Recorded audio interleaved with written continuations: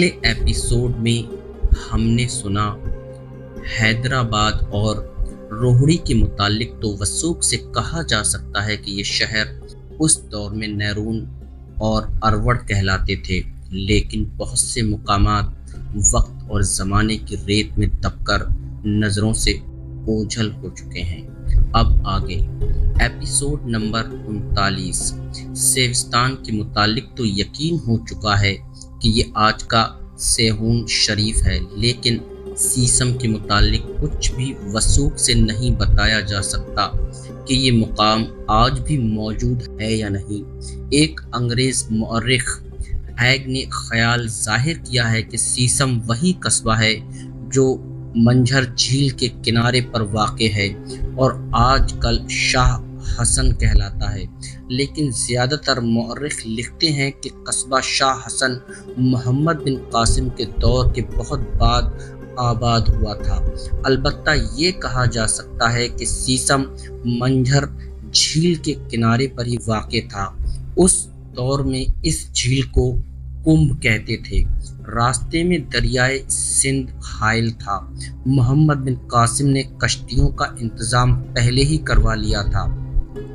पूरी फौज को तो दरिया या थोड़े से वक्त में अबूर करवाया जा सकता था, लेकिन रुस्त और दीगर जंगी सामान भी साथ था। इसके अलावा मिंजीकें भी थीं और ऊँटों की तादाद भी कुछ कम न थी, और मोहम्मद बिन कासिम का हुक्म ये था कि निहायत कलील वक्त में दरिया पार किया जाए। वो भी एक अजीब मंजर था जब मुजाहिदीन का लश्कर अपने साजो सामान के साथ दरिया पार कर रहा था। सिर्फ एक मौर्रिख ने लिखा है कि राजा दाहिर ने एक जगह कश्तियों का पुल बनवा रखा था, जो उसने मोहम्मद बिन कासिम की फतुहात और पेशकदमी को देखते हुए तुड़वा दिया था, लेकिन यकीन से नहीं कहा जा सकता कि इतने तेज़ो तुंद और इतने ज़्यादा चौड़े दरिया पर कश्तियों का पुल बनाया गया हो। मोहम्मद बिन कासिम ने इतने लंबे लंबे रास्ते बनवा लिए थे जो दरिया की चौड़ाई से ज़्यादा लंबे थे। मुजाहिदीन की पहली कश्ती दूसरे किनारे की तरफ गई तो 3-4 रस्सों के सिरे उसके साथ बांध दिए गए थे। ये सिरे पार वाले किनारे पर मुख्तलिफ दरख्तों के साथ बांध दिए गए और उधर की रस्से दरख्तों के साथ बांधे गए। ये उन मुजाहिदीन के लिए बांधे गए थे जिन्होंने दरिया तैर कर पार कर जाना था। वो रस्सों को पकड़कर बड़ी तेजी से दरिया अबूर कर गए। रुस्त और दीगर सामान कश्तियों पर लाद लाद कर दूसरे किनारे पर पहुंचाया जा रहा था। मोहम्मद बिन कासिम की ये कैफियत थी कि घोड़े पर सवार घोड़े को दौड़ाता फिर रहा था। उसके मुंह से यही अल्फाज बार बार निकलते थे कि बहुत जल्दी वक्त निकल रहा है। ऊपर देखो, मोहम्मद बिन कासिम ने घोड़ा दौड़ाते हुए कई बार कहा।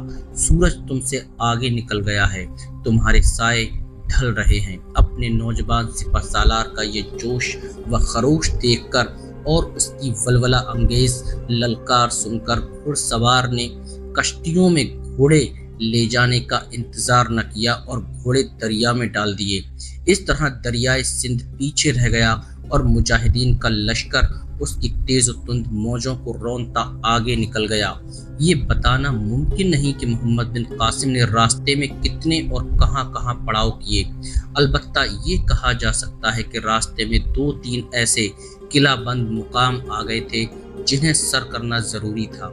ऐसे तमाम किले सर किए गए और हर किले पर 8-8, 10-10 दिन लग गए। फासला भी ज़्यादा था, इसलिए सीसम तक पहुँचते कमोवेश 3 महीने गुजर गए।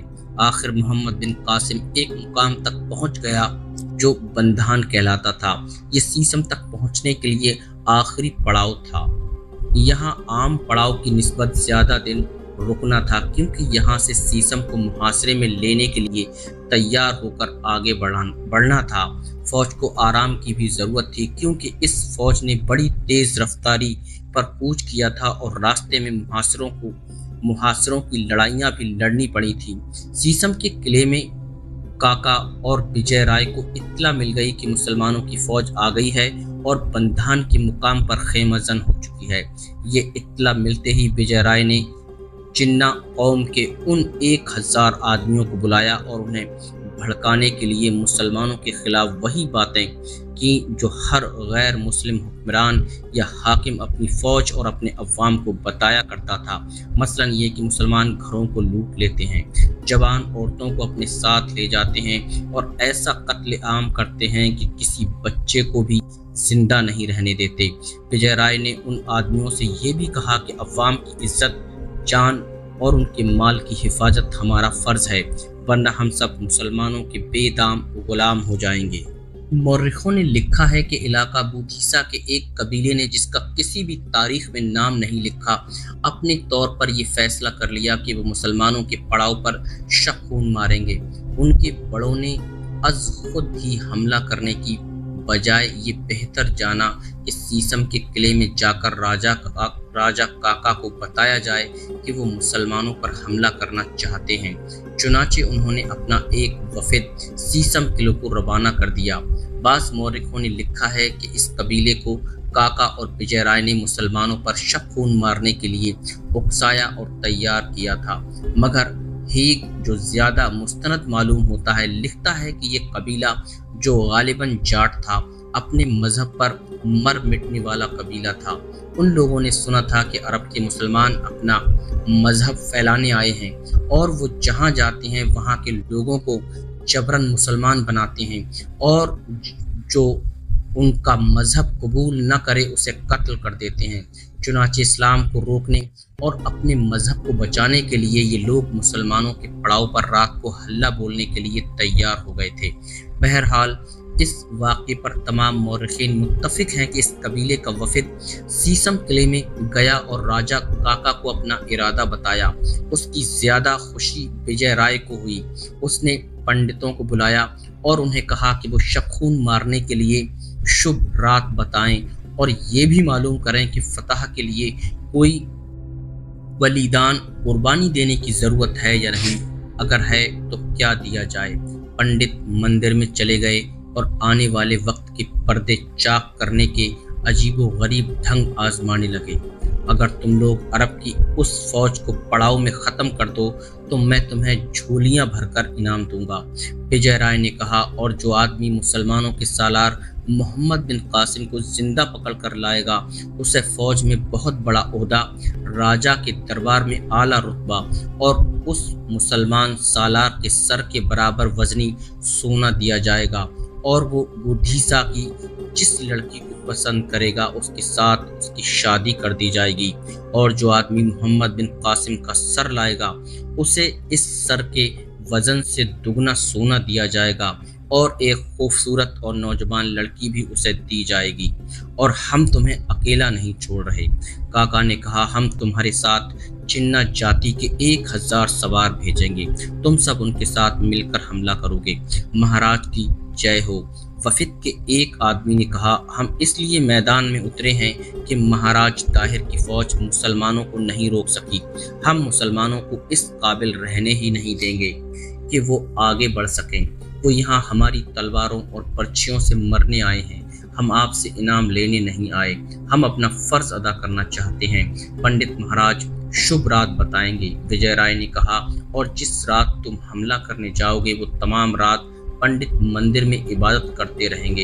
ये तुम्हारी कामयाबी की जमानत होगी। पंडित ने 2 रोज बाद की एक रात बताई और हमले का वक्त आधी रात से जरा बाद का बताया। कोई बलिदान, विजय राय ने पूछा। एक कुंवारी, पंडित ने कहा। हमले की रवानगी से पहले एक कुंवारी के खून के छींटे हमला करने वालों के रास्ते पर पड़ने लाजमी हैं और उस कुंवारी का सर कुंभ मंझर झील के पानी में डूबा हुआ हो और हमले के लिए जाने वाला हर आदमी उस झील से एक एक घूंट पानी पीकर जाए। शुभ रात आ गई। उस कबीले से कमोबेश 800 आदमी पर्चियों और तलवारों से मुसलिह किले में जमा हो गए। उनके साथ 1000 चिन्ना जंगजू शामिल हो गए। ये 1000 सवार थे और दूसरे कबीले के 800 आदमियों में प्यादे भी थे और सवार भी। इधर विजय राय इन 1800 आदमियों को आखिरी हिदायत दे रहा था और इंतहाई इश्तिआल अंगेज अल्फाज में उनका खून गरमा रहा था। उधर मंदिर में 15-16 बरस की एक कुंवारी हिंदू लड़की की गर्दन काट कर खून एक बाल्टी में इकट्ठा किया जा रहा था। उसका सर एक चौड़ी तश्तरी पर रख दिया गया और पंडित भजन गा रहे थे। कुछ देर बाद एक पंडित ये तश्तरी उठाए वहां गया जहां शबखून मारने वालों का इज्तिमा था। शाम का धुंधलका स्याह हो चुका था। बेशुमार मशालें जल रही थी। तश्तरी पर कुंवारी का सर जिस पंडित ने उठा रखा था उसके दाएं और बाएं 2 मशाल बुरदार थे और पीछे 4 पंडित भजन गुनगुनाते जा रहे थे। विजय राय ने आगे बढ़कर पंडित के हाथ से तश्तरी ले ली और वो एक चबूतरे पर जा खड़ा हुआ। उसने तश्तरी ऊंची करके शबखून के लिए जाने वालों को लड़की का सर दिखाया। उसके साथ 2 मशालें भी बुलंद हो गईं ताकि लश्कर का हर आदमी उसे देख सके। सर के बाल सर ऊपर जूड़े की तरह लपेट दिए गए थे। आंखें बंद और मुंह जरा सा खुला हुआ था। ये सर झील में फेंक दिया जाएगा, विजय राय ने बुलंद आवाज से कहा। फिर ये तश्तरी झील के किनारे रख दी जाएगी। तुम सब इस झील से एक एक घूंट पानी पीकर जाओगे और जब तुम मुसलमानों को खत्म करके या आधी फौज को मारकर और बाकी को भगाकर आओगे तो जिसके हाथ में मोहम्मद बिन कासिम का सर होगा वो सर उस तश्तरी में रखकर हमारे पास लाएगा। ये मत भूलना कि तुम्हारी कामयाबी की खातिर इस कुंवारी लड़की ने अपनी जान की कुर्बानी दी है। इस लड़की का खून किले से बाहर ले गए हैं। ये खून उस रास्ते में छिड़का जाएगा जिस पर से तुम लोग गुजरोगे। उस लड़की का सर तन से जुदा करने वाला पंडित विजय राय के हाथ से तश्तरी लेकर किले के दरवाजे की तरफ चल पड़ा। उसके पीछे पीछे 4 पंडित भजन गुनगुनाते चल पड़े। मंदिर के घंटे बज रहे थे और वक्फे वक्फे से शंख बजता था। मंदिर में इबादत हो रही थी। झील दूर नहीं थी। पंडित ने झील के किनारे पर रुककर लड़की का सर जोर से फेंका। किनारे से कुछ दूर झील में सर के गिरने की आवाज आई और रात फिर खामोश हो गई। रात कुछ और गुजर गई तो किले के दरवाजे से घोड़े और प्यादे बाहर आने लगे। सवार भी पैदल आ रहे थे। उन सब ने झील से एक एक घूंट पानी पीकर पेशकदमी करनी थी। वो झील पर आकर पानी पीने और एक जगह इकट्ठे होने लगे। विजय राय और राजा काका भी बाहर आ गए थे। घोड़ों ने भी पानी पिया और उनके सवार उनकी पीठों पर चढ़ बैठे। हज्जाज बिन यूसुफ का किरदार तो कुछ और था, लेकिन अपने मजहबी अकीदे को नहीं भूलता था। वो जब भी मोहम्मद बिन कासिम को पैगाम भेजता था तो जंगी नोयत की हिदायत के बाद ये ज़रूर लिखता था कि अल्लाह से हर वक्त मदद के तलबगार रहो और पेशकदमी के दौरान पड़ाव करो तो फौज को चौकस और बेदार रखो। बेदार रहने का बेहतरीन तरीका यह है कि जो आदमी कुरान पढ़ सकते हैं वो रात को तिलावत करते रहें और उन्हें कुरान पढ़ाएं जो पढ़ना नहीं जानते। नवाफिल ज़्यादा से ज़्यादा पढ़े जाएं। नमाज के बाद अल्लाह तबारक व तआला से फतह कामरानी की दुआ मांगो और ला हौला वला कुव्वता इल्ला बिल्लाहिल अलीयुल अज़ीम का विर्द करते रहो। उस रात सीसम से कुछ दूर पड़ाव में मोहम्मद बिन कासिम की फौज तिलावत कुरान कर रही थी। जो कुरान पढ़ना नहीं जानते थे वो नवाफिल पढ़ रहे थे। पड़ाव में मशालें जल रही थीं। सुबह इस लश्कर ने सीसम की तरफ बढ़ना था। तवक्को थी कि फौज दोपहर तक सीसम पहुंच जाएगी और मुहासिरा कर लेगी। मोहम्मद बिन कासिम ने अपनी फौज से कहा था कि मुजाहिदीन इबादत और तिलावत के साथ साथ कुछ आराम भी कर लें, लेकिन उस रात कोई एक भी आदमी आराम नहीं कर रहा था। उन्होंने कुछ रातें आराम कर लिया था। उस रात जख्मी भी इबादत में मसरूफ थे। फौज के बाद सालारों, उनसे छोटे ओहदेदारों और बाज़ सिपाहियों की बीवियां अपने बच्चे साथ थे।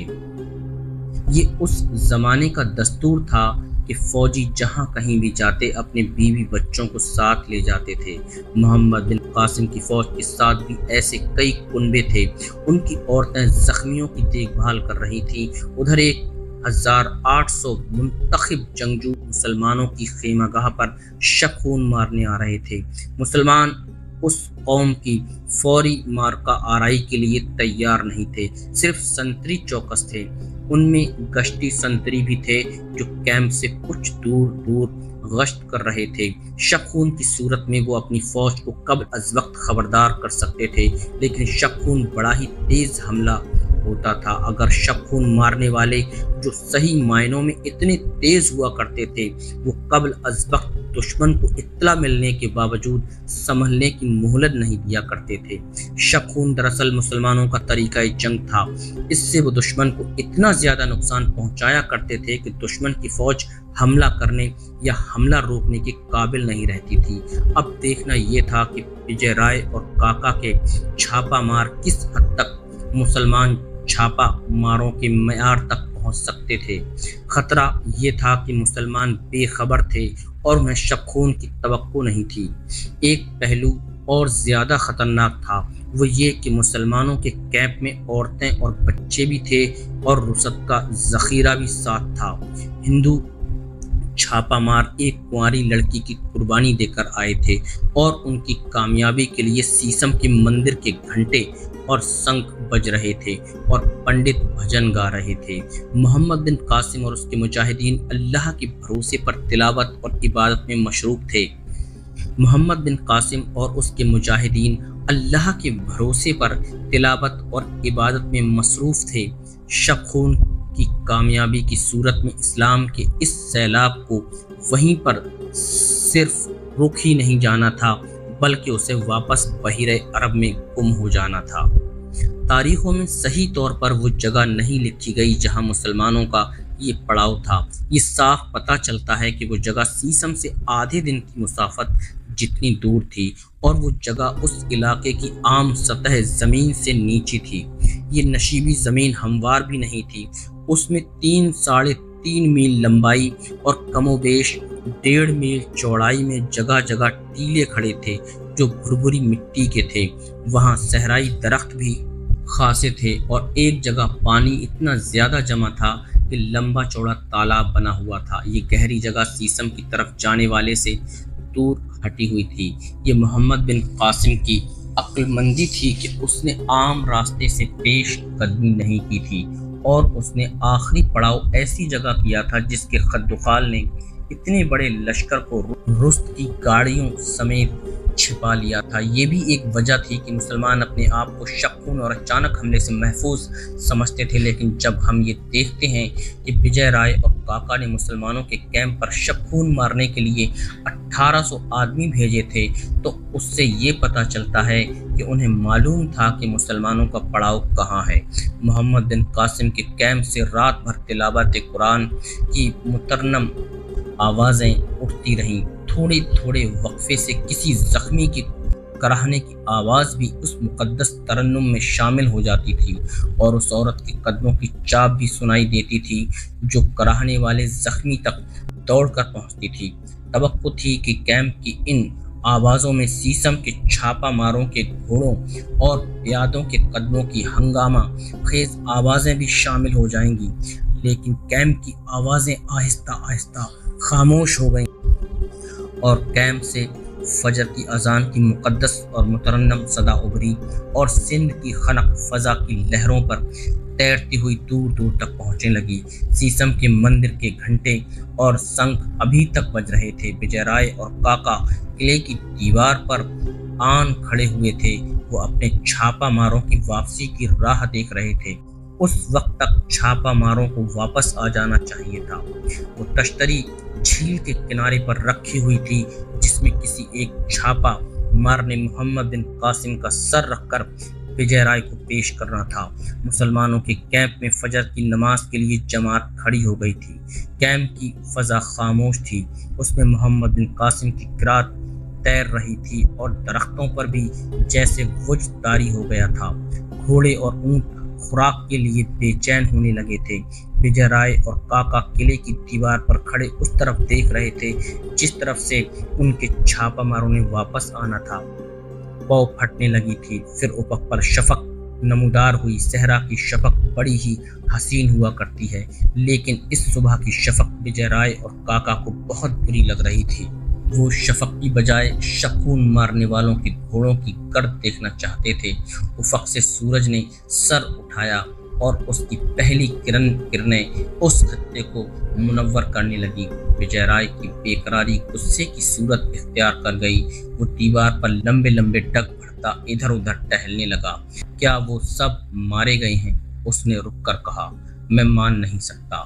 मैं बताता हूँ क्या हुआ है, काका ने कहा। वो मुसलमानों को तबाह करके उनका माल लूटने में लग गए हैं और उनकी औरतों को घसीट रहे होंगे। आ जाएंगे, वो आते ही होंगे। वो देखो, विजय राय ने बेताबी से कहा। उफक से गर्द उठ रही थी जो गहरी और बुलंद होती गई। फिर उभरता हुआ सूरज उस गर्द में छिप गया। जमीन से गर्द के बादल उठते रहे। फिर इस गर्द में से घोड़े और प्यादे नजर आने लगे। विजय राय और काका दीवार से दौड़ते हुए उतरे। नीचे उनके घोड़े खड़े थे। बड़ी तेजी से घोड़ों पर सवार हुए। एड़ लगाई घोड़े सरपट दौड़ पड़े और किले से निकल गए। दोनों कहीं रुकने की बजाय घोड़े दौड़ाते गए और वापस आते हुए छापा मारों तक जा पहुंचे। उनकी तवक्को के खिलाफ छापा मारों ने फतह और कामयाबी का कोई नारा न लगाया। उनके कमांडर के चेहरे पर मायूसी छाई हुई थी।